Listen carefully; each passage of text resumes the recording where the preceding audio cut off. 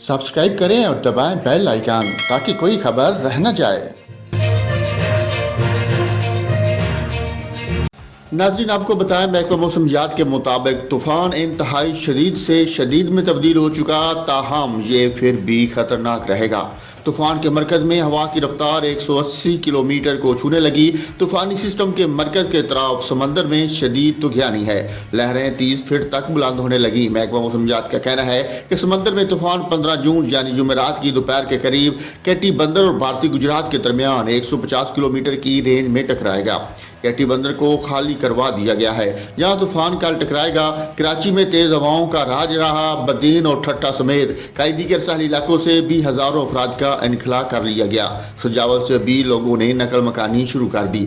ठट्टा, सजावल और बदीन के साहली इलाकों में बारिश, तेज हवाओं का सिलसिला जारी रहा। कैटी बंदर पर पानी की सतह मुसलसल बुलंद होने लगी।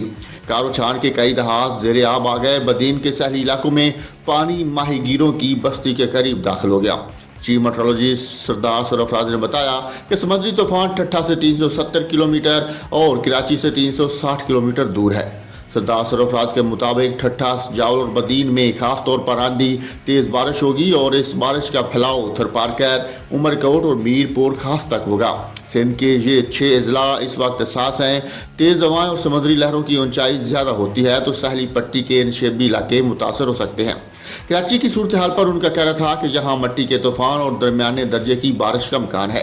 शहर कैद में तूफान से ज़्यादा खतरा नहीं। साइक्लोन शहर के जनूब से निकल जाएगा। बलोचिस्तान के साहली ज़िला गवादर के इलाके उमाड़ा में समुद्री तूफान बाय पर जाए के बाद समंदर का पानी घरों और दुकानों में दाखिल हो गया, लेकिन हुकाम का कहना है कि मामला ज़्यादा संगीन नहीं है।